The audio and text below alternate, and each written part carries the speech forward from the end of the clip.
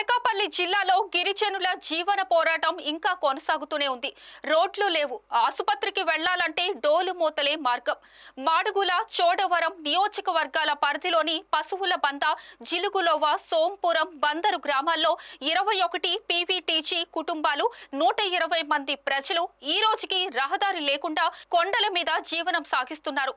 గర్భిణీ మహిళలు, అనారోగ్యులు 3 కిలోమీటర్ల కొండదారులు దాటి డోలీల్లోనే ఆసుపత్రులకు తరలించాల్సిన దుస్థితి. రోడ్డు కోసం 2 కోట్లకు పైగా ఎస్టిమేషన్ ఉన్నా నేటికి పనులు ప్రారంభం కాలేదు.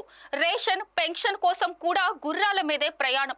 టూరిజం ఉత్సవాలకు కోట్లు ఖర్చవుతున్న గిరిజన గ్రామాలకు మాత్రం రహదారులు లేవంటూ ఆవేదన వ్యక్తం చేస్తున్నారు ఆదివాసీలు. ఈ పరిస్థితిపై స్పందించాలని డిప్యూటీ సీఎం పవన్ కళ్యాణ్, ముఖ్యమంత్రి చంద్రబాబు నాయుడును గుర్రాల యాత్ర సందర్భంగా గిరిజనులు డిమాండ్ చేస్తున్నారు. రోడ్డు కావాలి, అసలుబంద గ్రామానికి రోడ్డు కావాలి, అసలుబంద గ్రామానికి రోడ్డు కావాలి, అసలుబంద గ్రామానికి రోడ్డు కావాలి, అసలుబంద గ్రామానికి రోడ్డు కావాలి.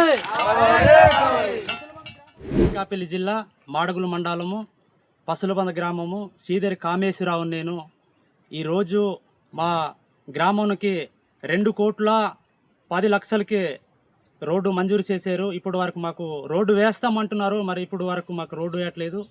ఈరోజు మేము గుర్రాలతో మేము బియ్యానికి రావాలన్నా, సంతకెళ్ళాలన్నా మేము గుర్రంతో మేము కింద రావడం అవుతుంది.